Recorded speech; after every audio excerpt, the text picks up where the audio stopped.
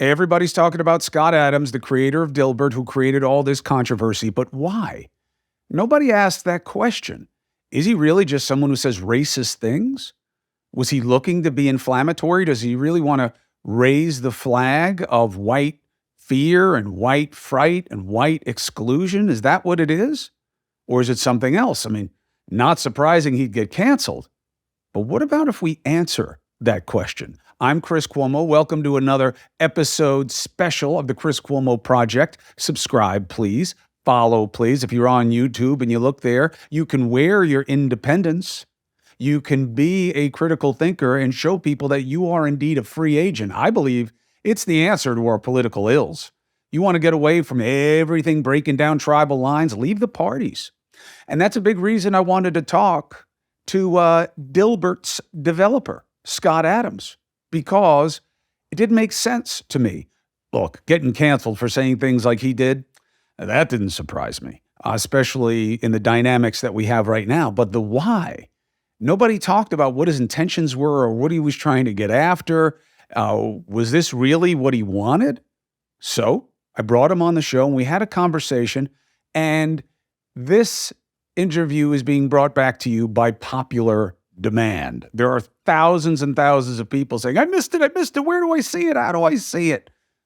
You can see it right here.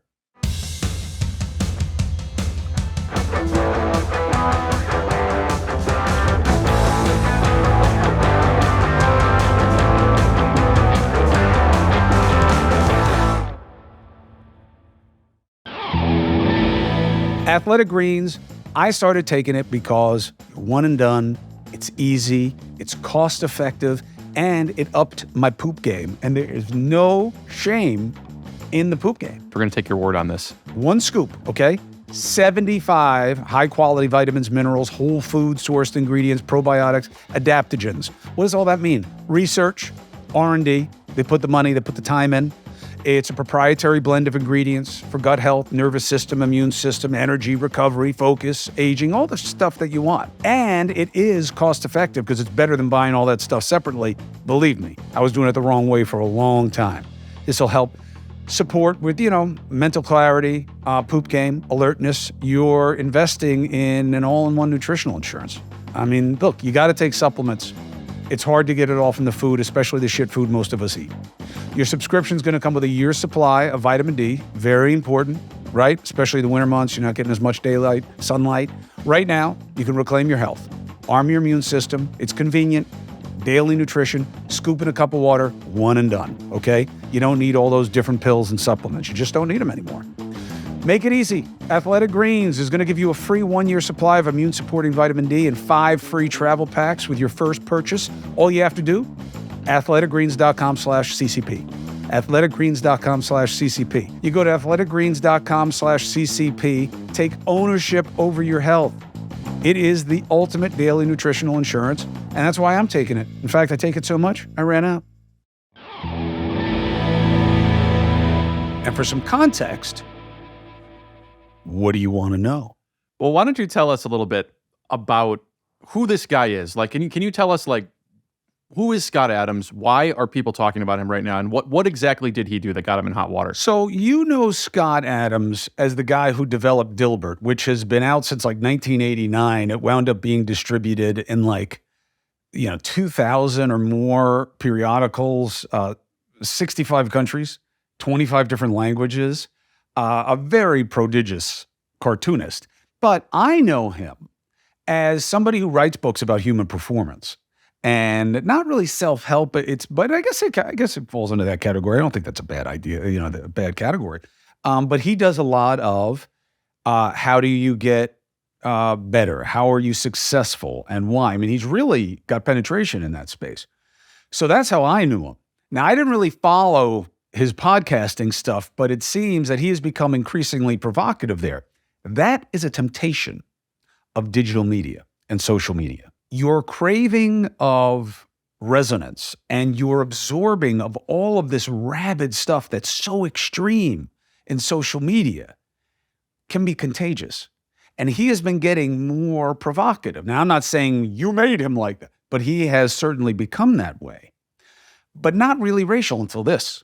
where he said in this screed that I'm sure you've all seen, stay the F away from black people because they don't like us. Quoting this poll from this outfit Rasmussen that no news agency I've ever been at has ever accepted it as a legitimate basis for any polling. It was clearly designed to be provocative clickbait, and it worked. How did you specifically land this interview? Because he could talk to anybody, but you're the one who got the first major interview with him. How did that work out? Are you saying you're surprised I got the interview? I'm not. I'm saying it's impressive that you're the one who landed the interview with him. News Nation is different, okay? And I've been doing this a long time. So when I contacted him and I said, look, I don't understand why you did this. That was a little bit of a magic elixir for him because that was his frustration, that I'm happy to talk about why I did this. I'm not a racist. So here's why. And I said, look, I'll let you talk. And his partial concern was, well, you're going to give me the Cuomo treatment and I'm going to get interrogated the whole time. Look, sometimes I'm there to test, okay? Sometimes an interview is not about a debate and a point for point. It's just about an expansive exposure of somebody. Who is Greg Ott? Who is Scott Adams in their truest form in the current context? That was the job. It wasn't for me to have, what kind of debate is it? You shouldn't say that white people should stay away from black people. No shit. You know what I mean? And, even his things that he thinks are playful.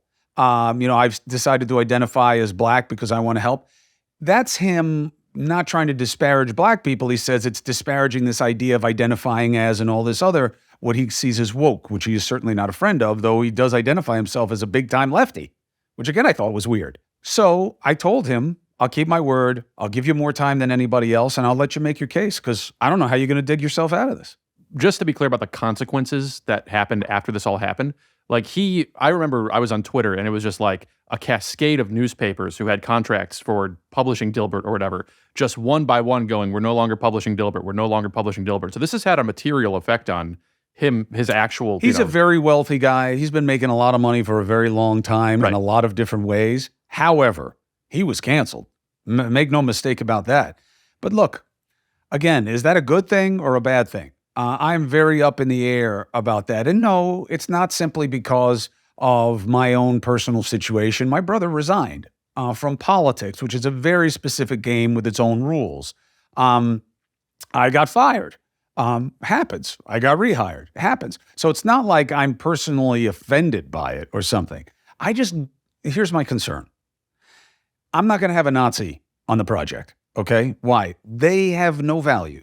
It has to be instructive of something that we're struggling with that we can get better on. For instance, when Trump endorsed a guy for Senate down south, I think it was Virginia, I'm not sure, who was a bigot and standing with the Confederate flag or stuff, I had him on the show just to confirm for everybody that you are this guy with the Confederate flags and all these asshole friends, right? Because I wanted to just expose this is who our president thinks should be a senator, not to hear him out. Why? Because there is no value to your Nazi ideas, okay? Now, that's a very, very high bar for me. Short of that is the risk of not having the conversation and thinking that by denying platforms, which we used to call censoring when I was your age, that the idea goes away. The idea is, well, if you give them a platform, then people will think the same. By the time it comes to my ears, it is already echoing all over the country. And my concern with this in particular is I hear from white people all the time that they feel like, oh, it's like, what am I to blame for today? It's constantly beating us over the head, and diversity is being forced, not allowed to organically move throughout society. The easy counter there is that's because it didn't organically move through society. There was systemic pushback and obvious slowing of any progress, of course, with black people most of all, but other minority groups as well. My father used to identify as that, not the way we use identify now, but he was always called Italian, the hot-blooded Italian American. He wasn't called just white the way he would be today. So things evolve, but not everywhere and not evenly. And my point is this. You shut down Scott Adams. He's the 100th person I've heard say, Well, everybody is coming after white people now. And if you look at commercials, you never see a commercial with all white people, even though white people are over half the population. And you always have to have mixed race couples now, even though they're a very small part of the population. And this is the forced pendulum of wokeness and diversity. Now, my pushback to that argumentatively, because I don't agree with the point, is yes, you're right, but that's how we create change. You've had something that's been entrenched. You're going to have to exaggerate and recalibrate the change if you want any change, because obviously the culture and the system are set up to resist the change, which is why we need the change. But that doesn't mean that these people don't feel that, Greg. And my concern was, and I know this is a long answer, but it really matters, really matters.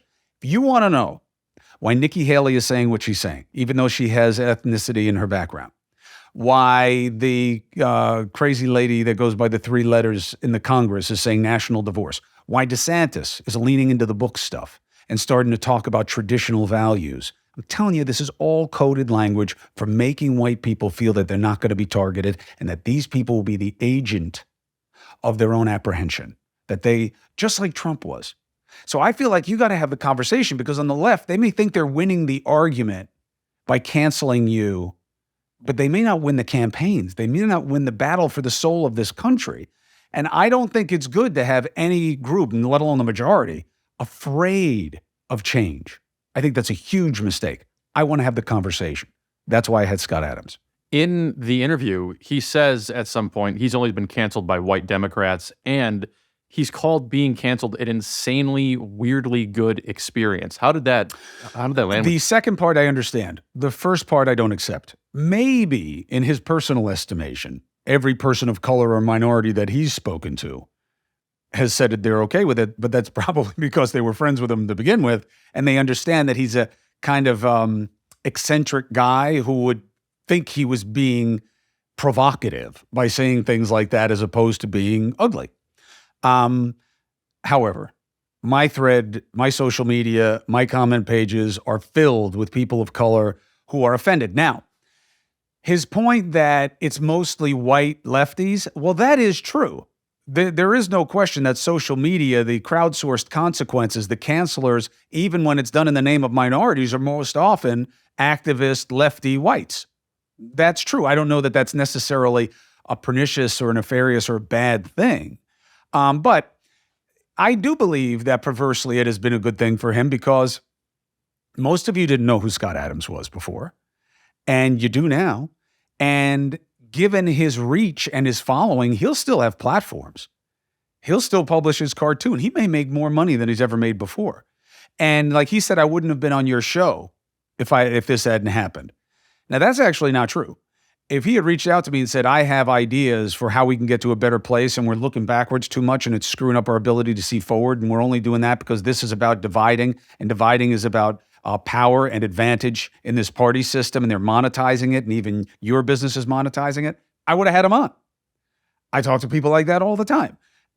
So I didn't need him to say ugly shit about black people in order for me to take him seriously. If anything, that made it less likely. So he does have a bigger platform, though, now.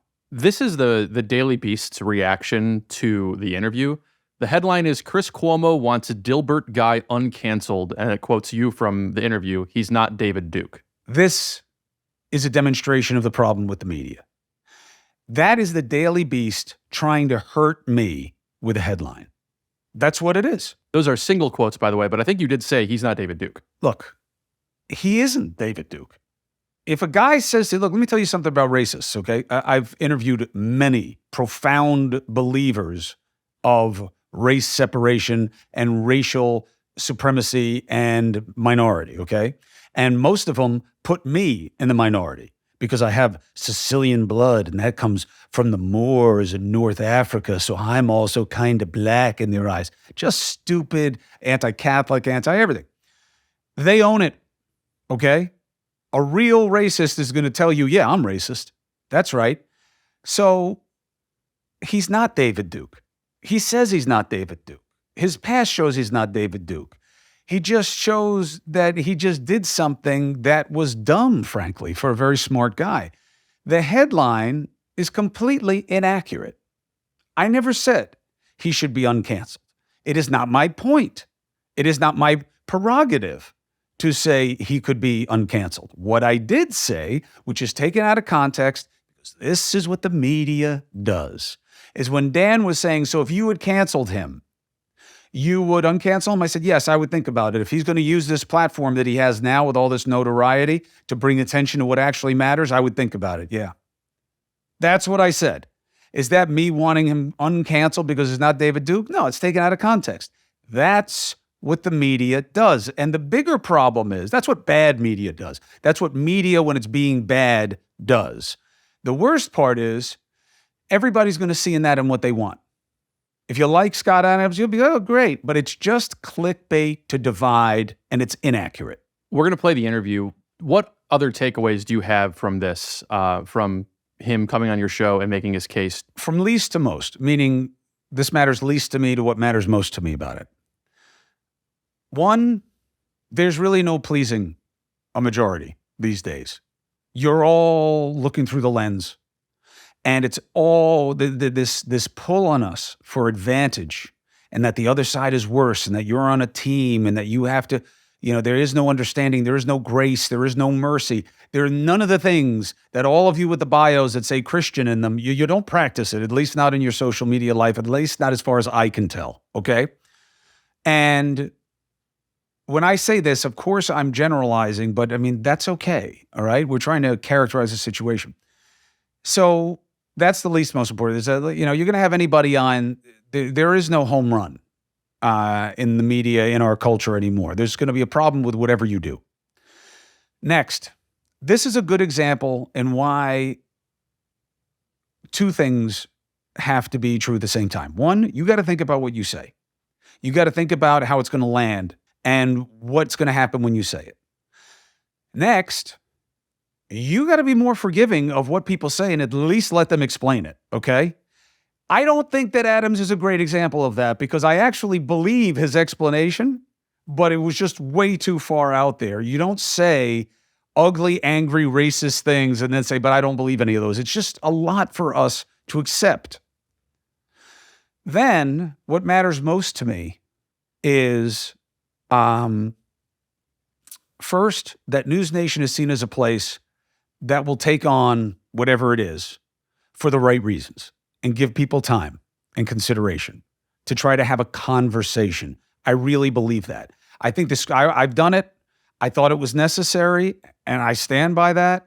But the days of me having people on to duke it out, I don't think it's getting us anywhere right now.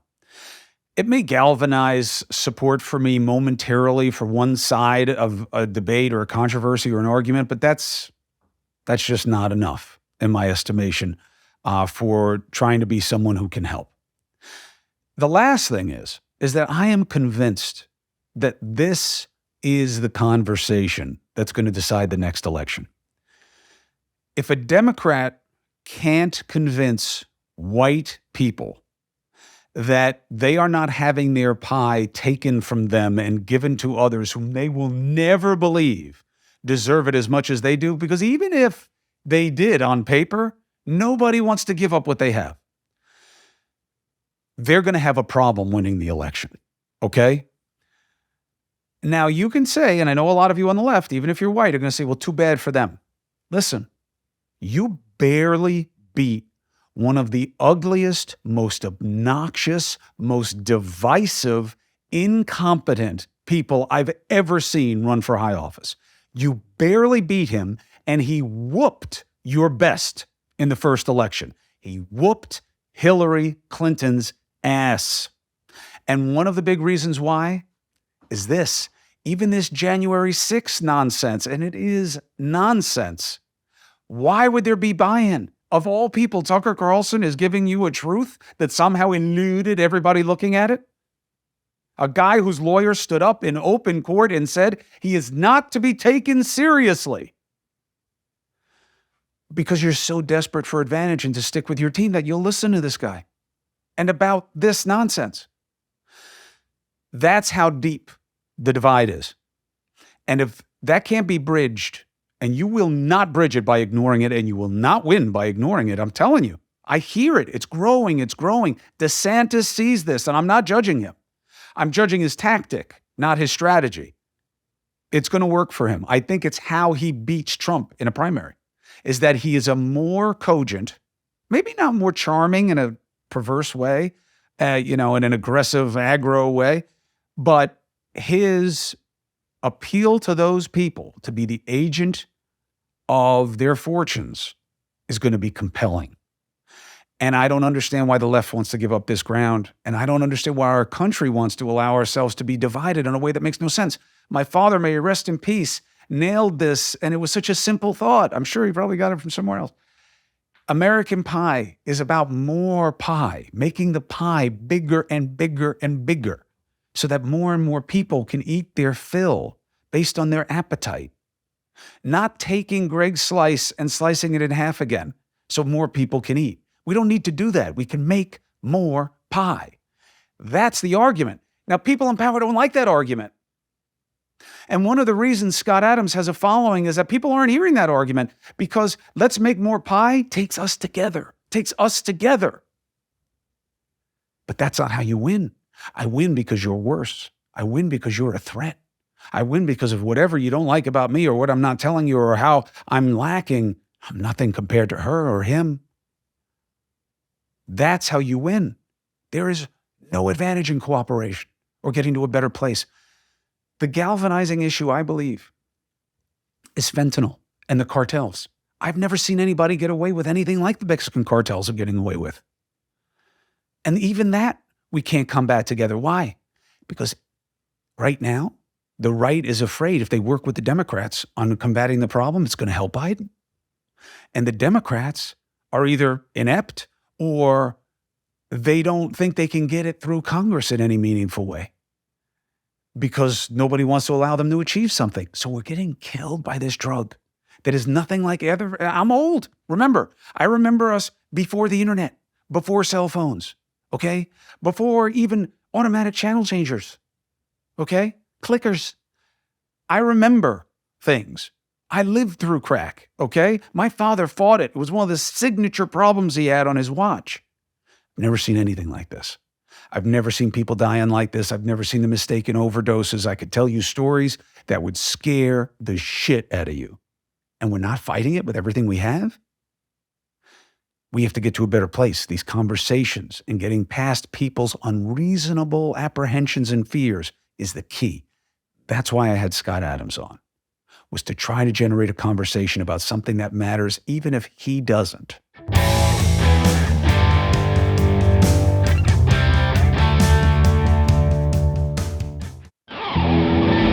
Indeed. You know, we have like 11 million unfilled jobs right now, and people are getting all pissy about how we deal with immigration, but we're not really solving the problem. There are a lot of jobs out there, but it's hard to find the right people. Why?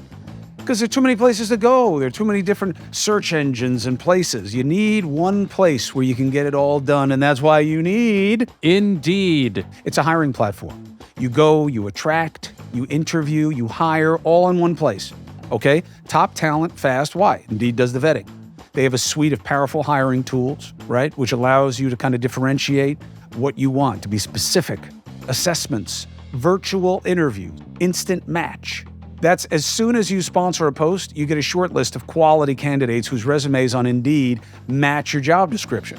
Algorithms, and you can invite them to apply right away. You see the efficiency? Very nice. Indeed does the hard work for you. Sponsor a job, and boom, Instant Match shows you your candidates whose resumes on Indeed fit the job description. Instant Match allows you to hire instantly. Join over 3 million businesses worldwide that use Indeed. Okay? So it must be working, right? Hire great talent, do it fast, maybe even instantly, with using Indeed. Indeed studies the entrepreneurial market, the small business market, the mid and large business market, okay? Therefore, they know that when you're doing everything for your company, you can't afford to overspend on hiring. If you visit Indeed.com/Chris C, you know what happens? You can start hiring right now. And if you go to Indeed.com/Chris C, Indeed.com/Chris C, you get to go and you get a deal. Terms and conditions apply. Cost per application pricing not available for everyone. Chris C. Need to hire? You need Indeed. So let's have the conversation right now. I bring in cartoonist, author, creator of Dilbert, host of the YouTube show Real Coffee with Scott Adams, the man himself. Thank you very much for taking the opportunity. Hey, thanks for having me, Chris. All right, so let's get the big things out of the way. People who are new to the situation and have heard that one soundbite say, the guy's racist. What do you say to people who heard that and say, Scott Adams is racist? Are you? No. In fact, I often say it would be stupid to judge people any way other than individually. You would just be hurting yourself. You'd just be cutting yourself off from, half of the good people in the world or some number. So judging people by anything other than their individual character never makes sense. And certainly I wouldn't say that. Did you know that this was going to happen? But Chris, I intentionally courted controversy, but it's something I do often in my live streams. Mm-hmm. And I was trying to attract attention so that I could have a productive argument. Now, there's a frame or a context here that probably almost none of your audience is familiar with, and that would really change how they see this. Could I give you a little context? Please. That's what the whole conversation's about, Scott. Give me the context. All right. All right, so if you knew me as a cartoonist and all you heard was the headline, you did a racist rant, and then you heard the video, there's really no other way to interpret it than the worst possible way. And I would agree with that. But if you knew me as what I'm probably had more impact on the world is some of these books, which are from philosophy to persuasion to how to deal with this situation, actually, and other online controversies and arguments. But this one's the most effective one, and this is in the domain of personal growth, personal success. So I'm actually one of the most, I would say, noted people in the field of success and the tools of success. In fact, if somebody wrote a book on success today, they would almost have to reference my work. It's pretty much pervasive in other work as well. So if you knew that my background included being a hypnotist, if you knew that I work in the self-development specific individual success field, and that I'm noted for that, and you know that I like to court controversy because that's part of persuasion, you do a little hyperbole, your energy comes to you, and then you reframe it, which is what I'll do today for your guests. Then you reframe it, and then everybody leaves happy. So that was the model. What I did not count on is that that my audience, they know me, so they would know what I was up to. In fact, they knew right away. As soon as I said it, my audience said, "All right, what are you doing? What kind of play is this? What's the long game?" And of course, I was explaining it to them the entire time. But what happened was it got bigger than I expected. It became a worldwide cancellation.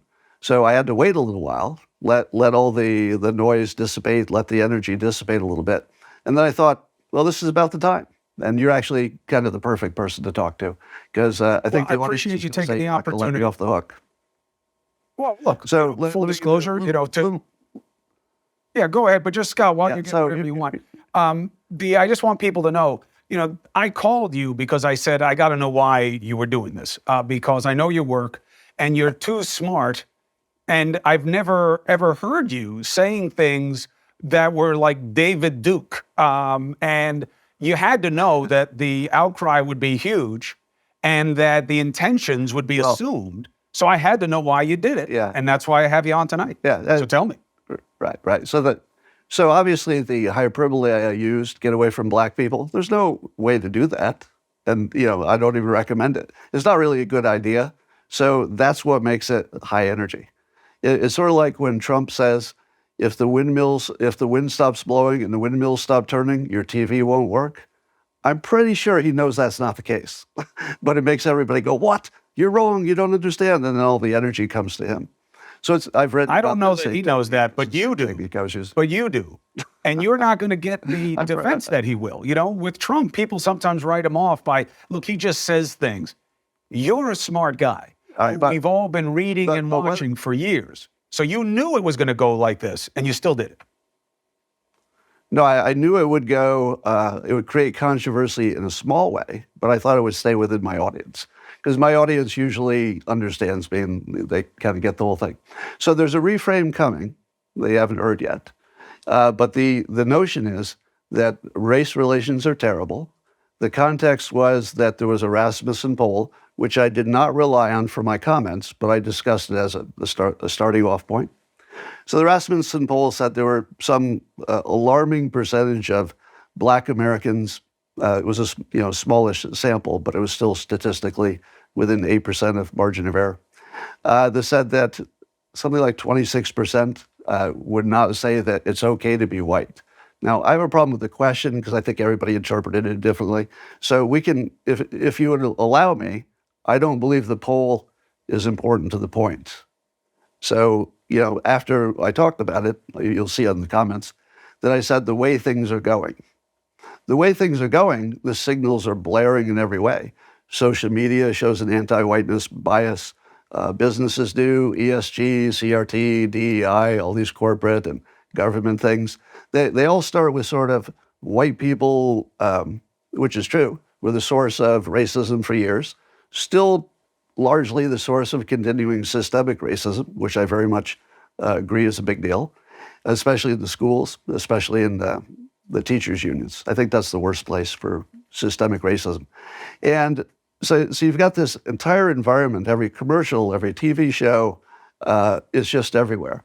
Now, what your audience might not know is that when I complained about Black people having a bad attitude about white people, that was me saying nothing about Black people. It was saying, I don't want to be around people who have a bad feeling about me. Now, that's the only point that everybody should agree with. If we can only agree with that point, if you can stay away from people who have a bad opinion of you, that's a pretty good idea. How you know which they are, don't look at every Black person and imagine that they're all the same. The most ridiculous thing anybody could imagine is that if I talk about Black America, that I ever mean all of them. How could anybody think that? If I say Black people like hip-hop music, I don't mean all of them. Like, nobody would talk that way.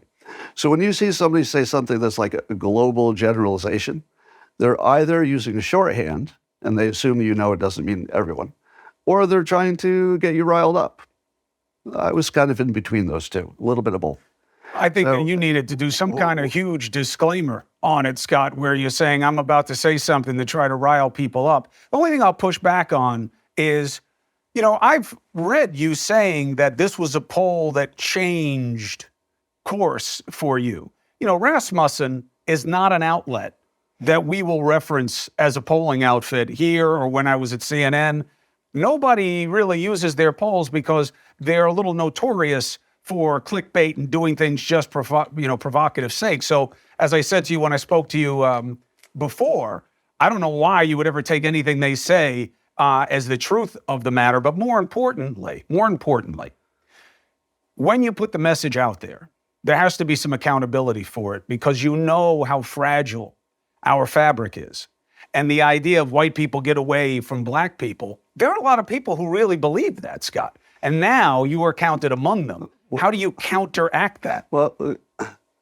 Well, Chris, the thing that your audience probably doesn't know, which is the hilarious thing that came out of this, is that it's almost entirely white people that canceled me. It might be entirely, because they're the ones who own the publishing companies and the newspapers.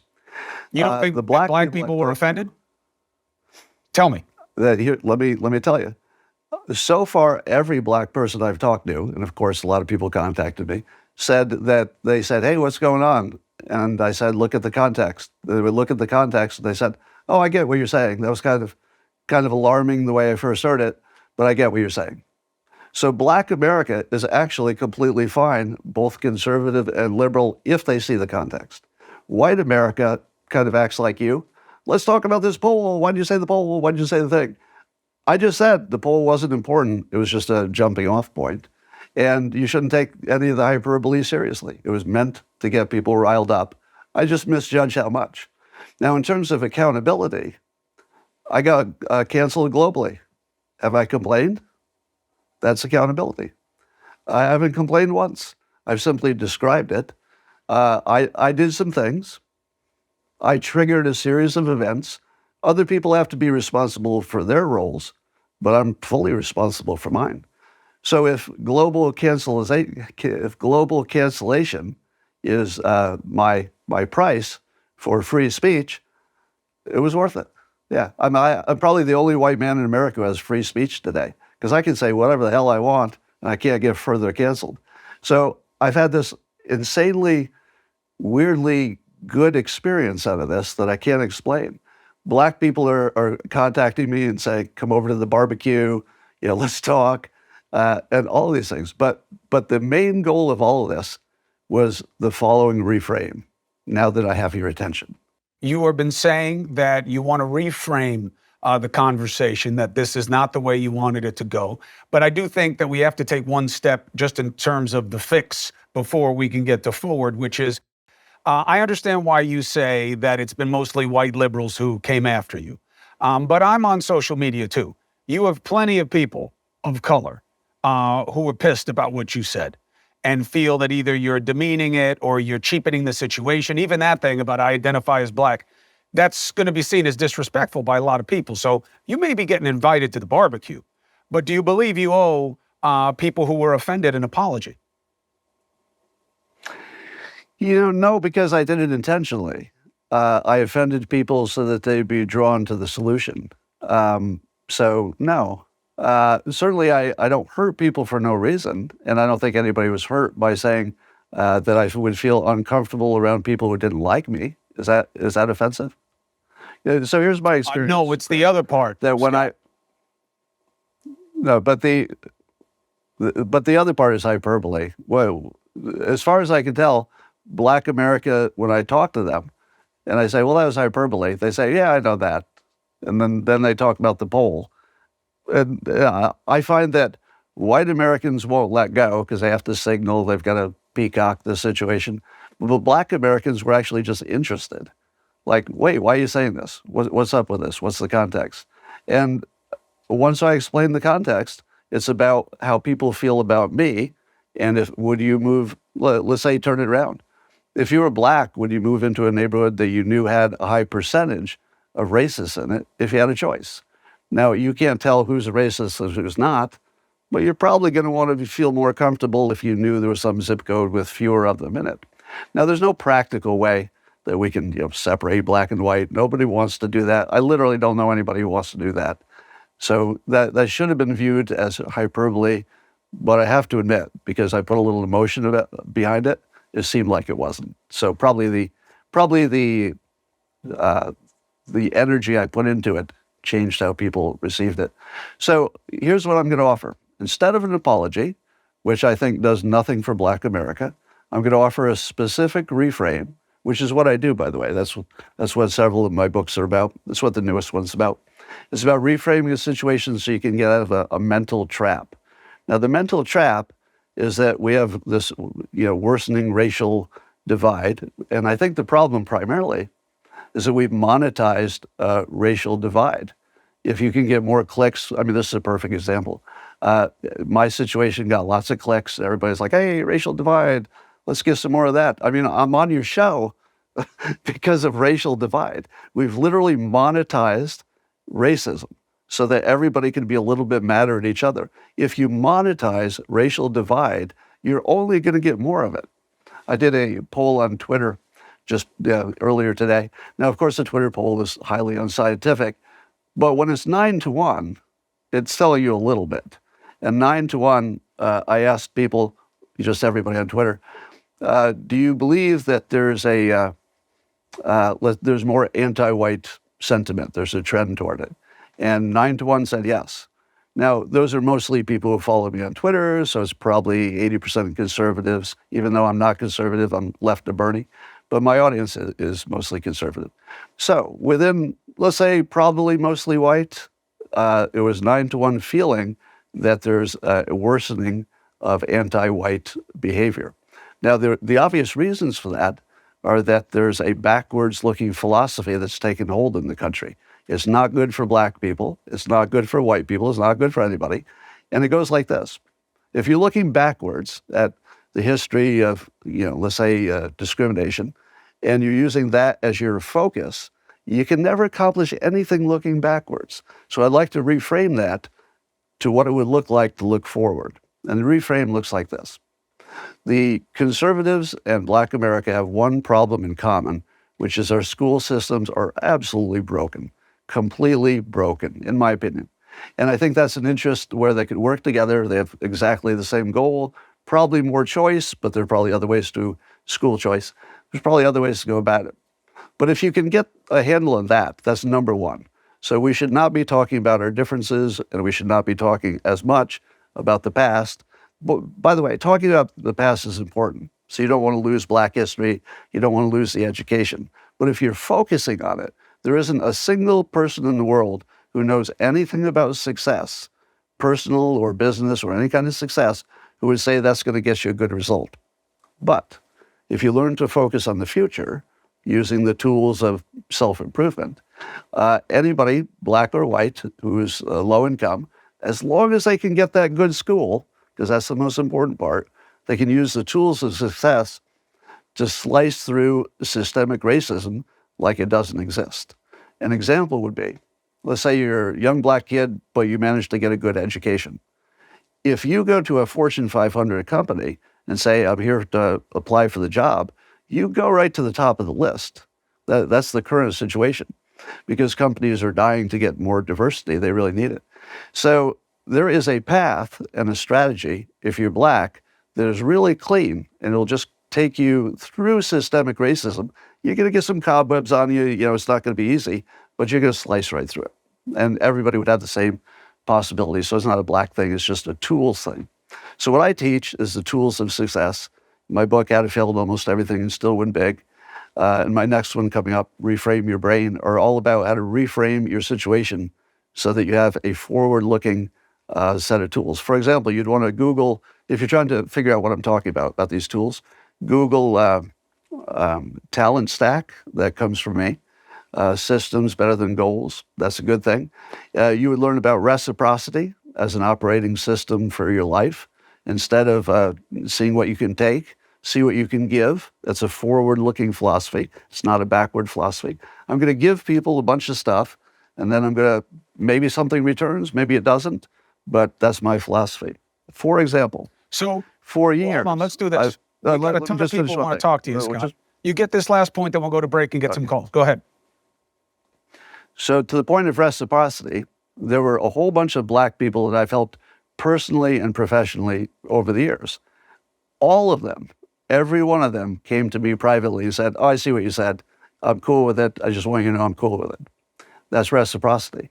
Now, if you can teach kids how to have these tools, how to build a talent stack that's a set of talents that works well together, not just a vertical, I'm a real good doctor, but I've got a bunch of skills like you and I do. We have a bunch of skills that let us have this conversation, right? So teaching people how to group their skills, have systems instead of just mere goals, and how to have a strategy such as a strategy of maximizing, you know, if you're a Black kid, you use the strategy of taking advantage of the fact that corporations want you. They want you badly. So there is a path, but it requires that we stop looking at the past, because I think looking at the past is what makes all these three-letter acronyms so distasteful to white America. And Black America needs to know both the costs and the benefits of anything they're doing. Everybody does, right? Just ordinary. And one of the costs is that this backward-looking philosophy of what were the problems, who caused it, who's the demon, who's the victim, just never works. It can't work. It will never work in any domain for any person, except maybe in the short run. And people who work for a living on these programs are going to get paid. That's about it. One point of absolute cooperation must be that we got to get to a better place. And what I'm not going to do is censor ideas that I know are not one-offs. And there are too many people who are hitting on a lot of the themes that you were for it to be a one-off or an aberration or even hyperbole. There's a lot to be discussed. We got to have more conversation if we want to have more progress. Scott Adams, thank you very much for taking the opportunity. I'm a phone call away whenever you want to talk about what's coming up next and why, or if anything else is being misunderstood. Thank you for indulging my audience and taking their questions. Thank you so much. I appreciate it.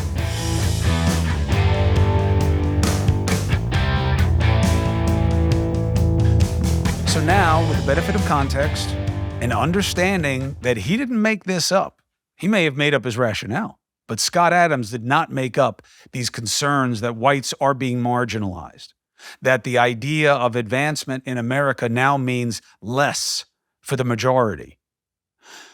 I think that's a dangerous thought. I think it's an inaccurate thought, but that's on the politicians to make the case on the left. And obviously, they're not doing it to the satisfaction of this ever-growing number of people. Remember, Trump lost the election, but he got the most votes anybody's ever gotten for president except Joe Biden. And now you have Ron DeSantis, who is refining the methods and playing to what is a legitimate campaign issue, which is this group of people who happen to be the majority, are they being done wrong if the left gets in again? That's potent medicine. So I hope that you were able to hear this with an open mind, not about Scott Adams, but about the issues that are floating in his cartoonish thought bubble about this. Because Dilbert doesn't mean a damn to me. But this conversation and us getting to a better place together means everything. So thank you for watching and taking time. Please subscribe. Please follow. If you want to be a critical thinker, wear your independence, get the free agent merch. I want to get a kitty of money together. We're getting there. I think I'm around like 10, 15 grand, but I want to get like 50 grand. And then I want to start giving it out to people through our own kind of communal choices about who wins, little polls and stuff about what we think the money should go to. All right? I'll see you soon. Don't forget to watch me on News Nation, okay? You can find it on any of my social media, where it is on you on cable. And there are going to be more ways than ever, if you don't want to follow me on social media, to watch it online. So News Nation, 8 and 11 o'clock Eastern, Cuomo. See ya.